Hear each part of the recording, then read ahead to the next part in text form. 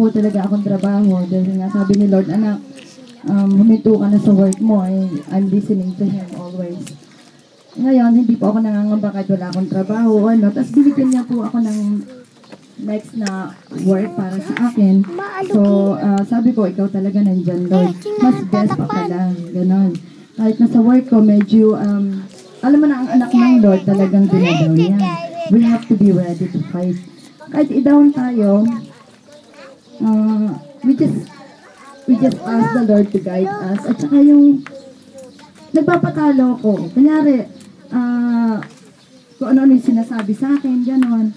Oh, panalo ka na, parang gano'n. Ako yung magbaback out, gano'n.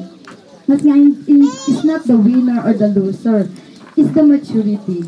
Yung nakita ko doon, I have to be mature enough to understand each and everyone. Iba't ibang klaseng tao ang nakakasama ko. Yes naman. Ngayon, kailangan pakita ko sa kanila ang love dito sa heart ko. Kasi hindi na po ako marunong magalit. Magalit man ako, talagang love pa rin yun. Kasi sabi ng Lord, you have to correct. Kailangan matuto sila. Ganon. But first, second, third, inuunawa ko yung mga yan. Then pagka sinabi ni Lord na sometimes hindi naman din mainam yung palagi kang tahimik. Kasi tuturuan mo rin sila para matuto. But gano'n pa man, kailangan natin yung love sa puso natin. Tinuturuan ko sila because I love them, gano'n. Hindi because na galit ako. Kaya sabi ko sa mga kasamahan ko nga, ako na lang yung aalis dito sa work kasi parang may kakasala siya pag nakikita niya ako.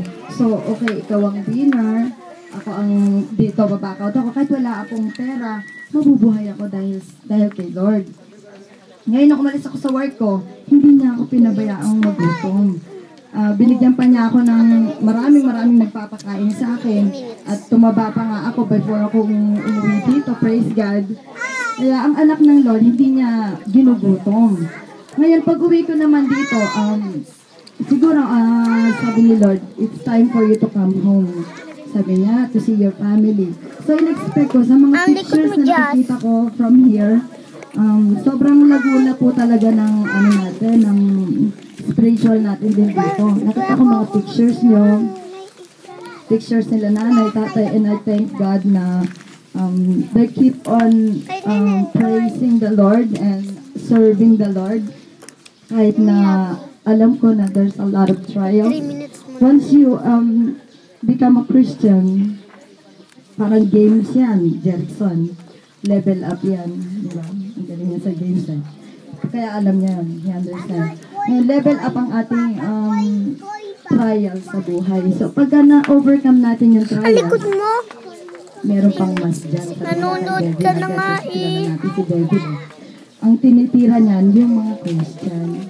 Alhin ba niya yung hindi Christian? Sa akin na yan, di ba? Pag wala kang trials, ibig sabihin nun, dun ka na kay devil, di ba? Eh pag may mga trials tayo, ibig sabihin nun, naku talagang alam mo na kay Lord ako eh.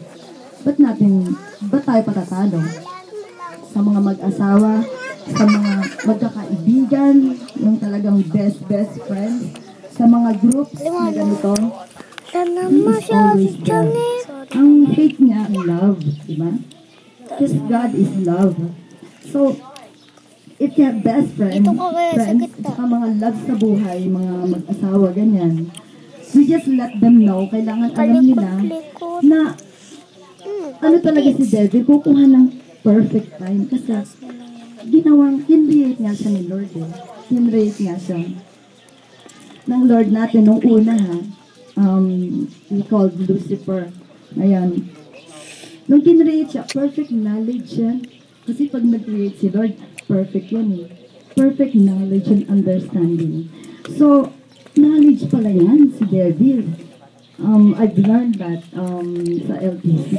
Ayan. Alam pala niyan, bawat kilos mo talagang susundan yan. Eh, siyempre, lahat tayo, kilala niyan. Alam niyo nasa heart natin. Maski ako, I'm so weak talaga. I know my weakness. Everybody. But we know how to ask forgiveness. Ayan.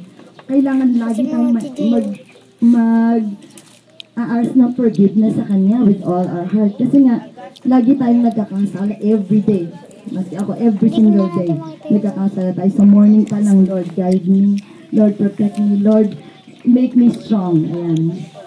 So, andyan na, yung love na yan, tatanggalin niya. So, sa mga kaibigan ko, sabi ko sa kanila agad, hate ng Satan ang love.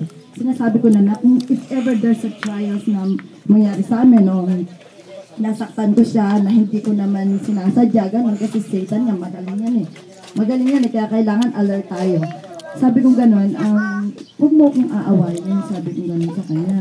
Bagkas sabihin mo sa akin, o kaya yakapin mo ko, kasi nga, si Satan ayaw kong panaluhin, diba? Ayaw natin panaluhin si Satan, yun lang ang isipin natin. Yun yung sa mag-asawa nga, yung mga ganyang, magaling talaga siya, yung mga text-text na yan. Anuin pa niya, yung ibubuyo pa niya yan, ako, tingnan mo nga, ganyan, hindi ka na niya mahal, ganun. Ang galing kaya niyan, yung yung utak mo, lalo na nagselos ka na, ganun. Nagselos ka na, lalo niyang aanuin yan. Nagawa siya ng paraan, oo nga talaga, yung araw, ganyan, kaya naman pala, ganyan, pinakaaba na, ganun. Kasi si Satan yun. Si Satan yun. Kaya kailangan stop. Then, forgive and forget. Pag sinabing forgive and forget, pagka yung kahit na 1 minute na nagkasala sa'yo, siyempre, tao lang tayo, di naman tayo manika, di ba, na nasasaktan tayo. Ngayon, forgive na. Just change the love. Kasi alam mong hindi naman siya yun. Si Satan yun.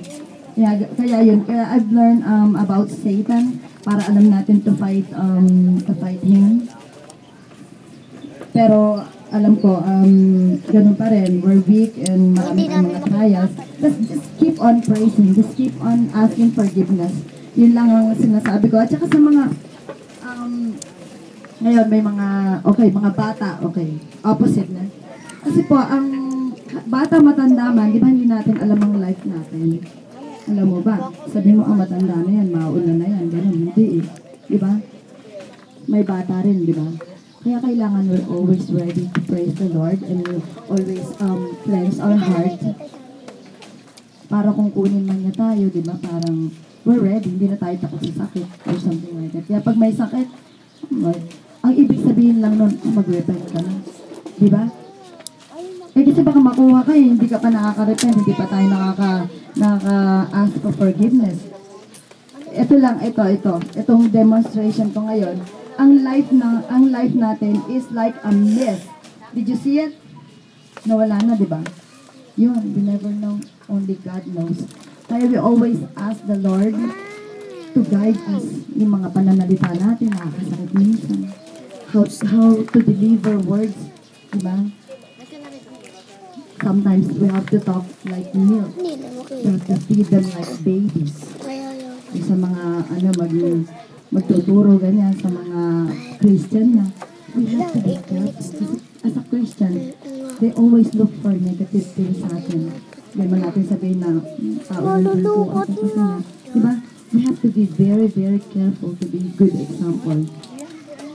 I'm talking that to each and everyone and myself. Lalo na sa sarili ko.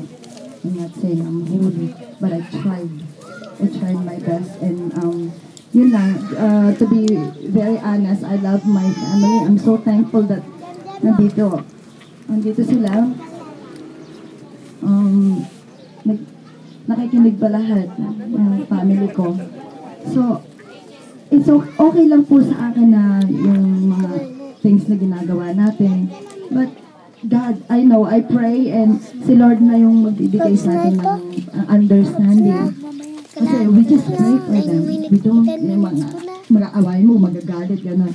We pray for them, and then God will work in their hearts and mind at sa souls nila kung kailan yung perfect time to open their heart. And one thing is, it's not the religion. Kung ano man yan, we respect others' religions. It's just the heart, yung personal relationship natin sa Lord.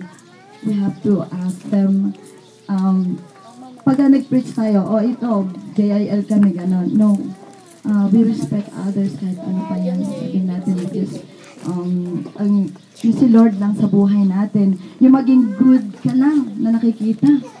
Yun, isang good example, isang pagtuturo na yun. Yung makita sa'yo, ganyan. Yun lang yun. And I thank God talaga na dinala niya rin ako dito nung pala Pilipinas.